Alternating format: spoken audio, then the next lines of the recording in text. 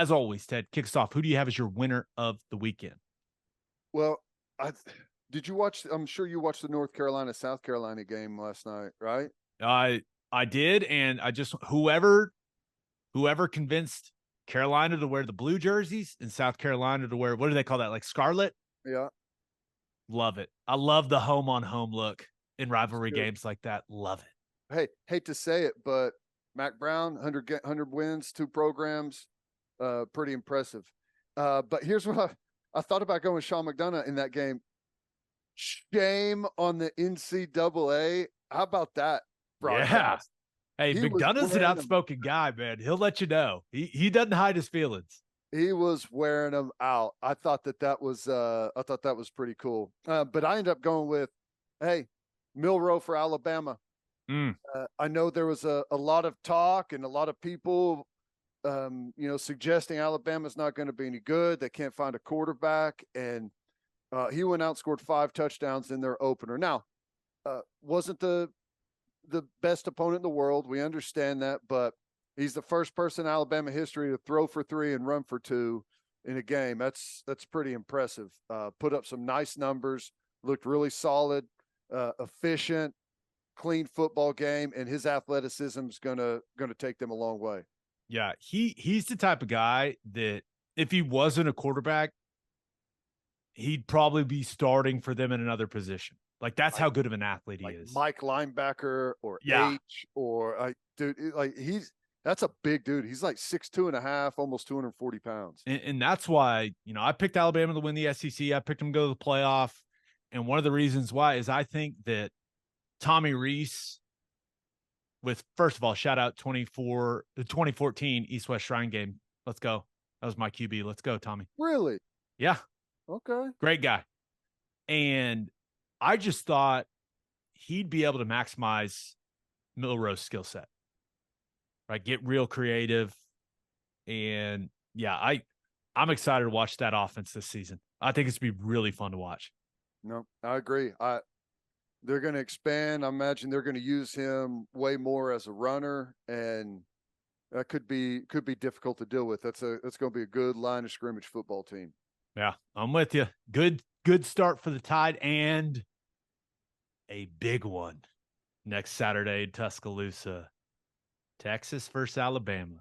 We didn't talk about it, but Texas didn't look too hot. That first half, they did not. Quinn Ewers looked bad. I think we've said it a bunch. I'm not sold on the guy, man.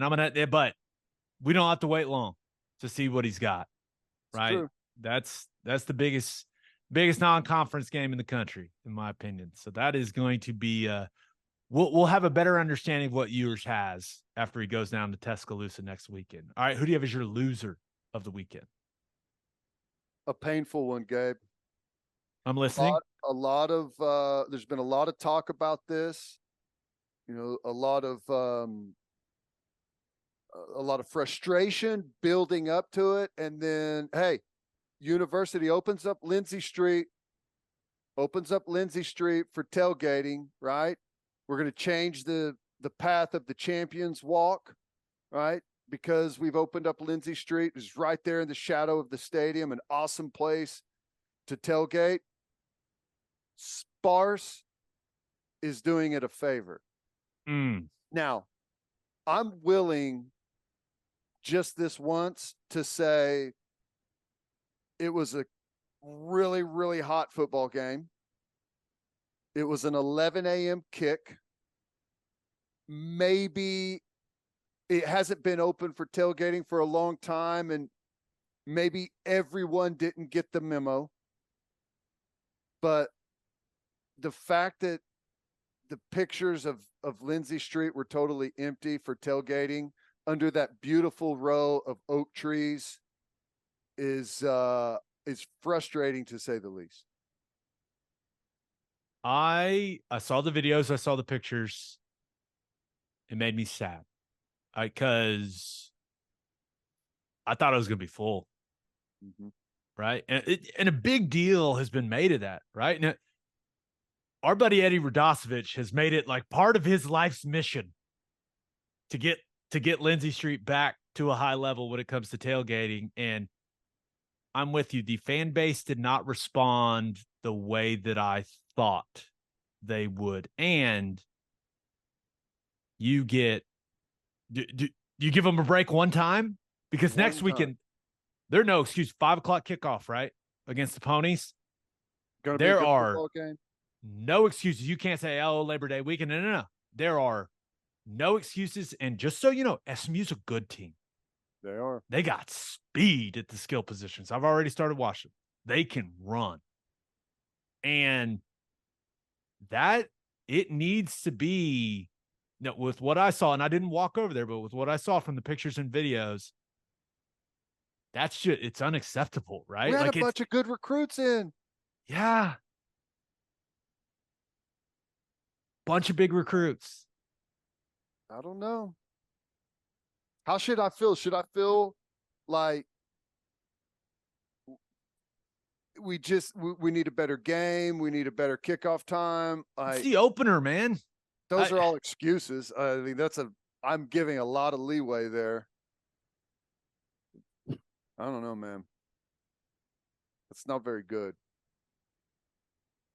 Got a chance to redeem themselves next Saturday, right? Here's the frustrating thing, man. And like, you want a championship level football team, right? Isn't that what everyone wants? Like, we're pissed off that we're not a championship level football team. And it has to be, in order to get to that level, it's not the same as it used to be. You have to be the best at everything. And environment matters. Kids want to go play in an awesome environment. Now, inside the stadium Saturday, full crowd, energetic. I thought the atmosphere inside the stadium was good, all things considered. You can't have I don't expect it to look like the Notre Dame game you played at in 2012. It's just not going to look like that against Arkansas State. And I recognize that. That's fine. But you've got to create the visual experience that is as good as everyone else in the country. And frankly, it just is not there. It's not. And I don't know why it's not. I don't know. It's frustrating. If you have any suggestions, let us know.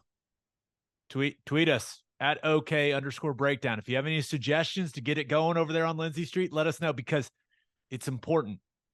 That is going to be the last thing the opposing team sees when they pull in. Right? That strip. And do you think Arkansas State was like, oh man, this is going to be a tough one, when they pulled in and saw that? It's weird, you know. I'm interested to see what the suggestions are, because it's there, it's available, and it's free, and it's an awesome spot. It's in the shade. I don't know what else. Like, you want someone to pay you to show up there? Is that the next step? Is that what we got to do? Maybe everyone thought that since it's like prime real estate, that there's no way we'll get a spot there, so they didn't try. I don't know, but I'm with you. I was really surprised with what it looked like. Chance to redeem yourself, Sooner Nation, Saturday. Hey, I've seen this place be as good as anywhere in the country, right? When we have the right games, but we got to figure out how to get it like that every single weekend. And it's hard. I mean, I get it. This isn't just an Oklahoma thing, right? This is something that's going on across the country at a bunch of different places. There's a lot more things to compete with on a Saturday than there's ever been. I get it, but we got to get better. I'm with you. Agreed.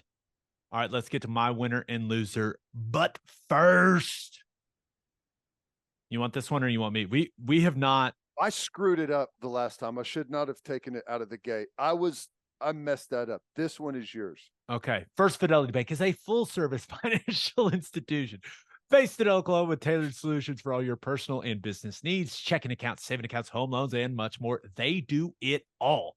Whether it's online banking from your computer or mobile banking from your phone, everything is stress-free with FFB. Making mobile deposits, paying bills online, and moving money to different accounts could not be easier. Come on, people, make your life easier and go bank with First Fidelity Bank. Visit ffb.com for more information. I just gave Florida all kinds of shit for showing up, unprepared, not being sound, and I have a false start. Right? It's okay. False start in the opener, man. Unbelievable. It's okay. It's our first game recap episode of the season, right? Working the kinks out. Oh my gosh. Head to opolisclothing.com for our podcast merchandise and the best OU gear out there. That's opolisclothing.com, OPOLIS clothing.com. Use promo code TED, TED for 10% off. That's opolisclothing.com. Use promo code TED for 10% off. Buttery, soft, and 10% off. All right, for my winner of the weekend, I'm going with Texas State. Woo! GJ Kinney, former Tulsa QB when I was playing, Ted. In his first game as the head coach there at Texas State, they went down to Waco and put it on Baylor, 42-31. And this is, it is their first Power 5 win. First ever win over a Power 5 opponent, and they went on the road and did it at Baylor. Thought Baylor's offense was okay. Now, I will say, it's never good when your home crowd boos you because you're false starting so much. Yeah. That's a big yikes. But the issue of Baylor's defense got carved up by Texas State. DJ Finley was fantastic. He was awesome with his arm. He extended plays with his legs. Then he used his legs in some QB run game, had some explosive plays. He outplayed Blake Shapen. Right? When you talk about the QB comparison. Now, Shapen injures the knee, came back in, clearly wasn't right, had to go back out. I guess Randa said it's an MCL, so that's something to keep an eye on moving forward. But just a bad night for the Bears, right? The backup comes in, just throws a back-breaking interception in the end zone with about 4 minutes left when the game was still in the balance. But, man, Texas State goes and gets it done. How about that? What the Bobcats? They're the Bobcats, I think. I think that's right. That's just absolutely brutal. It had been a really weird offseason for Baylor. Just super quiet. I don't know. I wasn't really sure what to think of them, and that's going to be a tough one to bounce back for Baylor. Yeah, and just a reminder, Baylor, Dave Aranda fired his defensive coordinator, who is kind of his mentor. Yeah. And that guy's now at Auburn. And that guy got his little subtle jab of a tweet in. Oh, really? Oh, yeah. A little spicy. So just a disaster of an opener for Baylor. Your new look defense, right, with your new coordinator looks terrible, and your starting quarterback gets hurt. Ouch. And it doesn't get any easier. You know who comes to Waco next weekend? Who's that? Utah. Oof. Ouch. Yeah, this was supposed to be like the warm-up game. Not good. Not good. Yeah, all right, for my loser of the weekend. Yeah, not good. For my loser of the weekend, thought about going with anyone that bet on West Virginia to cover the 20.5. Oh, brutal, right? Penn State with their backup runs QB draw with under 10 seconds to go. He carries multiple West Virginia defenders into the end zone to cover the spread. Just ouch, man. Now, at that game as a whole, I thought West Virginia was pretty competitive. Garrett Green, he just needed to be special for the Mountaineers to have a chance in that game. He missed a lot of throws. Guys didn't come down with some competitive plays that would have been huge in that game for him. And just they lost to a more talented team, obviously. But yeah, just ouch. Last play of the game, essentially. And if you were on the West Virginia side of things, that was one where you kind of melt into your couch like, oh, why? Yeah, that's tough. I didn't get to see much of the game. I saw a couple of the plays just whenever it was splattered in a highlight run, but I think that's a tough game for West Virginia to open up with, right? Yeah. Just brutally tough. Penn State's a good squad right now. I thought they showed well, though. I mean, you give like it doesn't. The score doesn't do justice to how tight it was and how they fought for the most of the game. And I think West Virginia is going to be much. They're definitely not going to be last in the Big 12 like they were picked, which was kind of a shock that happened. But I guess I understand it to a certain point. Who else are you going to pick to be last? It's weird, but yeah, we'll learn more about them against Pitt, and I think there's pretty decent chance they win that football game. Yeah, I hope they do. Right, everyone knows big Neil Brown guy right here. So I'm hoping Neil can win that game and get some positivity rolling in that program. Now, my loser of the weekend. Now, this is a program that had all the positivity in the world, right? Coming into the season. Successful year one under Joe McGuire. Everyone loves the guy. High expectations. A lot of talk from the fan base, right? About how good they're going to be this year. And, well, they were feeling themselves and went to Laramie, Wyoming, and are coming home with an L via the Wyoming Cowboys and just jumped out to a big lead, right? I mean, Texas Tech all over Wyoming earlier, 17-0 in the blink of an eye, and just got very little from the offense the rest of the way. It was really strange. A lot of Tyler Shuck love, right, coming into the season as well. I thought he was average at best in this game. But if you're Tech, like, it's Wyoming, you got to go up there and be able to run the football, right? They couldn't. Yeah. Wyoming controlled things at the line of scrimmage, man. It ended up in overtime. Anything can happen in OT, and lost the game, man. It's one of those where you show up, things go really good early, and it's so difficult to let off the gas and then realize you're in trouble and then try and get back into it and fight the momentum and fight. It's so difficult, and it feels like that's kind of what happened, and they just couldn't respond. You get into overtime, you get punched in the mouth. Wyoming makes a really nice play on a blitz.